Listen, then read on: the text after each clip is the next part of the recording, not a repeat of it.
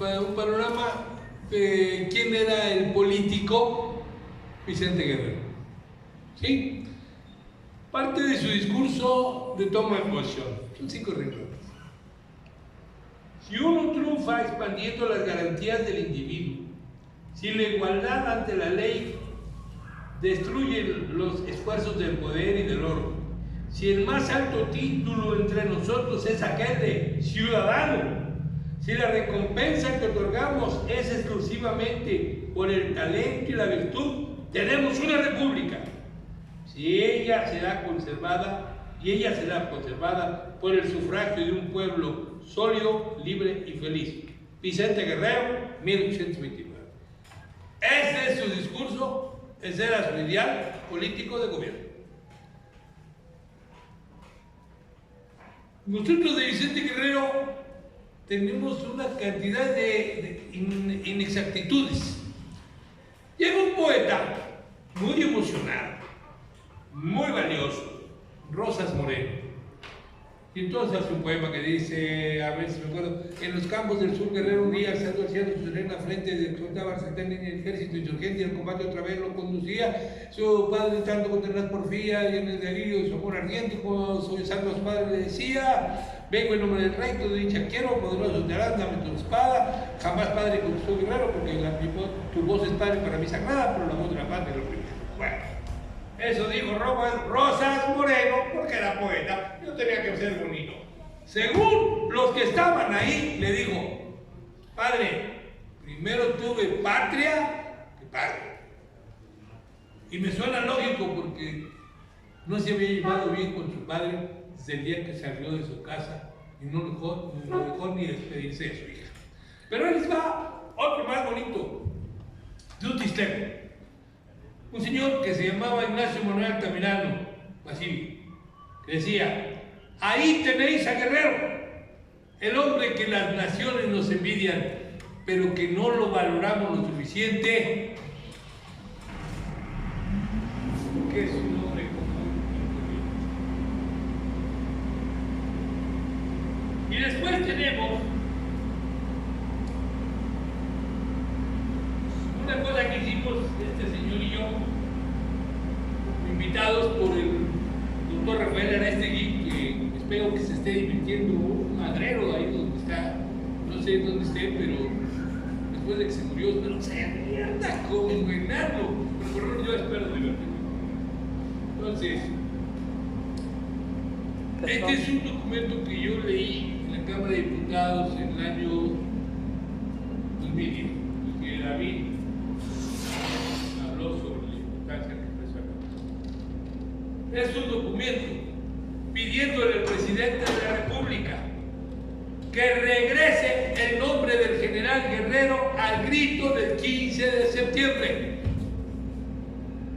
Porque resulta que el infeliz de Miguel de la Madrid, que lo odiaba, y ahorita les digo por qué, el retrato que había de Guerrero en el Palacio Nacional se lo regaló al ayuntamiento y quitó a Guerrero del grito de independencia. Háganme el hijo, please. Quitó a Guerrero del grito de independencia. Bueno, agraciadamente tuvimos el apoyo de los diputados, sobre todo los diputados progresistas, y ese año se reincorporó el nombre del general Guerrero al grito de independencia. O sea, han llegado al colmo de quitarnos el grito de la noche de 15 a Guerrero. Entonces, yo creo que si esto no nos da un panorama de qué significa Guerrero, Guerrero significa políticamente, su ideario político era: vamos haciendo ciudadanos aquellos que tengan estas características como honestidad, con constancia, con congruencia. Altamirano lo describe maravillosamente bien. Fíjense que allá junto a mi casa había un muchacho albañil, altote, pardo, y era de tierra colorada. Y ustedes me dirán: ¿qué importa que sea de tierra colorada? Después de que Guerrero sale de la presidencia y se viene al sur, don Juan Álvarez Hurtado le entrega un pedazo de tierra de la Providencia y hace un rancho con doña Guadalupe Hernández para que ellos tengan un ingreso económico. Y adivinen qué, ese rancho se llamó Tierra Colorada y hoy es una pequeña ciudad del estado. Porque de la Tierra Colorada a caballo de Tierra Colorada a la Providencia, pues era 1 hora. En carro son 5 minutos. Entonces, hay muchas cosas que nos tienen que pintar ese hombre en cuantos aspectos. Él tenía una casa que habían comprado después de la independencia y su señora esposa en el Estado de México. Pero cuando se casa su hija, él no tiene cómo darle una dote a su hija, no tiene un peso. Entonces a ella y a don Mariano Riva Palacio, el papá de Vicente, que se llama Vicente por su abuelo, les da como dote su casa y él se va a vivir, se regresa a vivir a Guerrero, a Tierra Colorada. Yo con esto finalizo. Este señor, si alguna vez pueden, miren, busquen al señor biografías de los héroes caudillos de la independencia, Alejandro Nación, que es el más famoso hombre que maneja las biografías del siglo XIX. Y por otro lado, hay un libro norteamericano, desgraciadamente está en inglés, que se llama Vicente Guerrero, primer presidente africano de México. Muchas gracias. De la Profesa, que era un templo que usaba la Inquisición y que ahí se juntaba. Y una de las que se juntaba ahí era una mujer que era amante de Iturbide. Iturbide es tan egocéntrico y tan poco ético que aunque las tropas del ejército trigarante llegan a la Ciudad de México aproximadamente el día 23-24, que pudieron haber entrado ese mismo día y sentarse con el representante Don Ojú, más bien ni siquiera es Don Ojú, porque nosotros lo castellanizamos, se llama O'Donoghue, porque resulta que los españoles apoyaban a los cristianos irlandeses en contra de los ingleses, y una de las familias que va a ser beneficiada y que sale corriendo de Irlanda cuando los ingleses los van a atrapar es la familia O'Donoghue. De ahí viene este negociador. Como ven, la historia es tan sabrosa porque está llena de chismes. Entonces, tenemos todos los chismes necesarios para pasarnos varios días, pero no va a ser así, ya voy a acabar. Ya se enojó el descendiente de Mayor y puso las campanas. Entonces,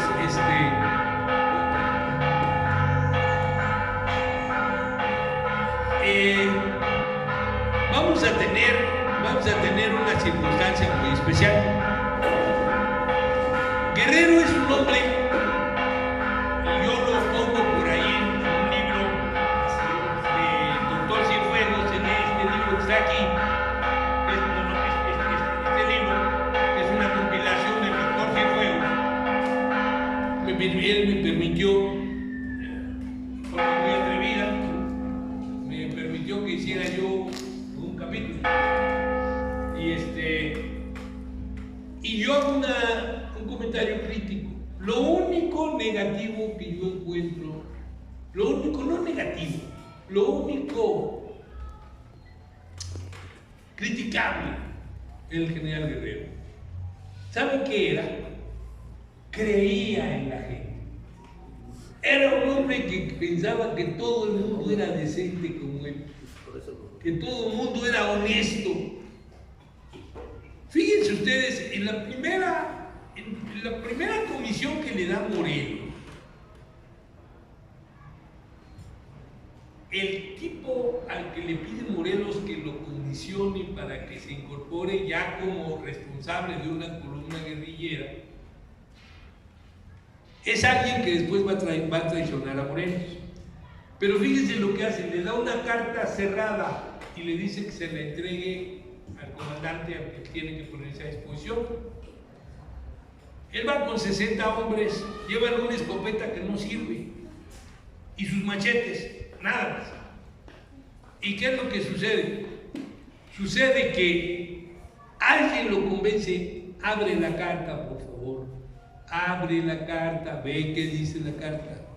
Finalmente, Guerrero, contra su voluntad, abre la carta y en la carta decía que no había que tenerle confianza a Guerrero, que Guerrero era un hombre de pocos escrúpulos, que era un aventurero y que se le tuviera buen recaudo. Eso decía la carta que mandaba a este tipo, que después va a ser uno de los que traiciona a Morelos para que lo detengan junto con el Congreso.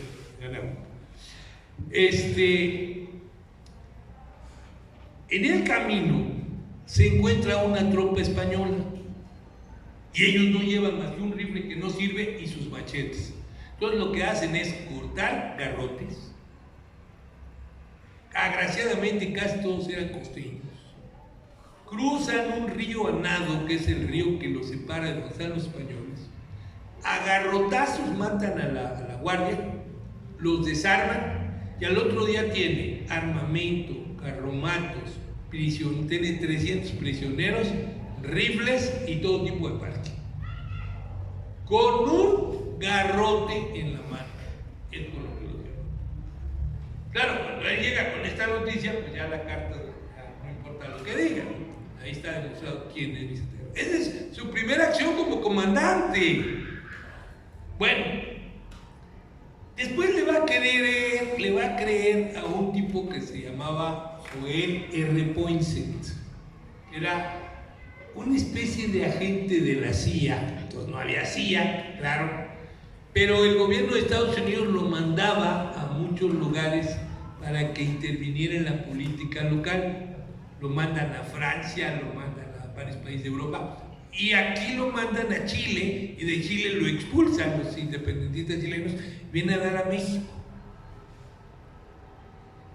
Y aquí se le acerca a Guerrero, le habla del movimiento republicano, le habla de lo que debe de ser una república federal, le consigue documentos, le hace ver que hay que crear una logia, pero una logia republicana, y se crea la logia yorquina.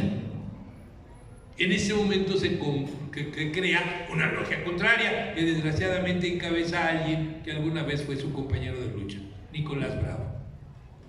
Y entonces Guerrero, obvio, representa los intereses de la república, y durante otros 11 años, y eso no nos lo enseñan en la escuela, va a luchar porque México sea una república federativa, que es lo que no le perdona. Porque podían decirle que fuera una república centralista. Una república centralista tenía todas las estructuras de lo que era el gobierno español, ¿no? Entonces, él plantea la república federativa, eso. Y él cree en Poinsett hasta que se da cuenta que Poinsett lo que quiere es que le venda territorios mexicanos, que después Santana nos va a hacer el favor de venderse. Guerrero va a tener esa actitud toda la vida. Le cree a mucha gente. Le cree, no cree que nadie sea capaz de ser ruin, porque él no es ruin. Guerrero es un hombre que no escucha al zorro que siempre tiene al lado. Hay un muchachito de 19 años, era un mulato. Su madre era afrodescendiente, su padre era un gallego. Se llamaba Juan Álvarez Hurtado y era su mejor amigo. La diferencia es que Juan Álvarez era un zorro, así como dice Mauricio Leiva en su libro, era entre el zorro y la pantera, porque para pelear era una fiera y acá era inteligentísimo. Por eso nos hizo la Constitución que nos rige hasta el día de hoy. Si alguien les dice que la de Querétaro, díganle que se ponga a averiguar. La de Querétaro nada más es adiciones y reformas, no sustituye a la Constitución de 1857. Bueno, es un hombre que le dice, no vayas a la comida. Puede ser una trampa, ¿no? Pero Guerrero era un hombre bueno. ¿Cómo me va a traicionar si yo soy amigo de Picaluga, hombre? Si le he comprado quién sabe cuántas armas para nosotros. Y Picaluga lo traicionó.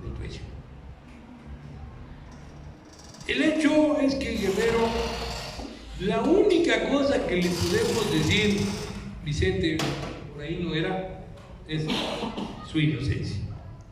Pero Guerrero no luchó 10 ni 11 años por la independencia, luchó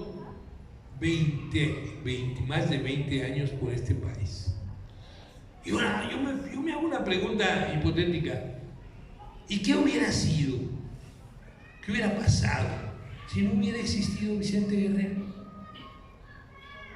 Porque los demás comandantes, hubo algunos como Guadalupe Victoria que sí se quedaron en una cueva, nunca se rindió, nunca nada, sí, pero tampoco peleaba. Y tampoco ayuda a Guerrero cuando Guerrero es postulado a la presidencia de la República. Entonces, ¿qué hubiera pasado si no hubiera habido Vicente Guerrero?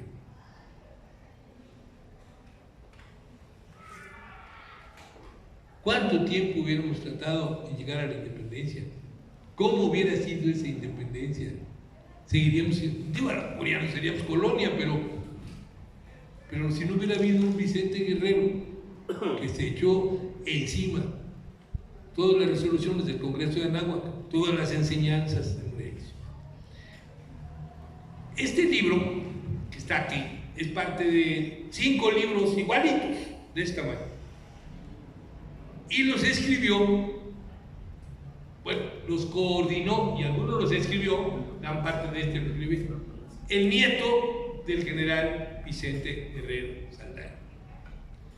Se llamaba Vicente Riva Palacio y Guerrero.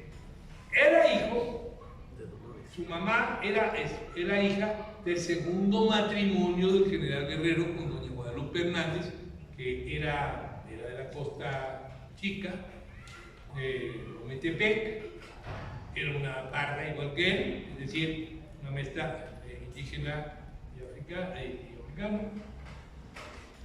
Y este capítulo, este libro, como 3, está dedicado en gran medida a la lucha de su abuelo. Y por eso lo traje. Porque el nieto del general Vicente Guerrero nos hizo el favor de crearnos una historia nacional que no existía. Teníamos grandes historiadores como Lucas Alamán. Lástima que Lucas Alamán pues todo lo hacía en favor de los españoles, y era un terrible conservador. Y tenemos otros, pero ninguno de esta estatura. Y la ventaja de este hombre es que además de todo era nieto del general Vicente Guerrero. Y su mamá, general Vicente Guerrero, que había carecido de una educación suficiente, su mamá le da una educación muy esmerada y su mamá se vuelve, la mamá de él, hija de general Guerrero, una de las poetisas más escuchadas al final de los siglos XIX. Yo con esto le paro porque faltan las 2 horas del doctor. ¿Qué fue?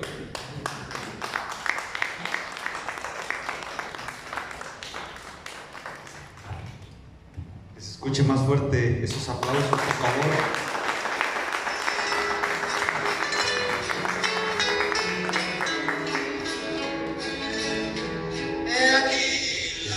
Pues como acabamos de escuchar gran información que nos trae el maestro Ricardo Infante Padilla. Yo creo que lo vamos a seguir invitando porque sin duda alguna necesitamos también foros más grandes porque la información, los datos que nos dio son súper importantes.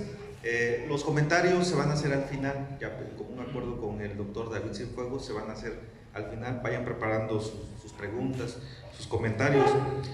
Ya nos acompaña el presidente de Tixla, Moisés Antonio González Cabañas, para quien pido un fuerte aplauso, por favor. De la misma forma nos acompaña Romina Dalay Rodríguez Acosta, para quien pido un fuerte aplauso. Romina, como ya es tradición en Tixla, es la novia de las fiestas de este 9 de agosto de este año. Muy bien.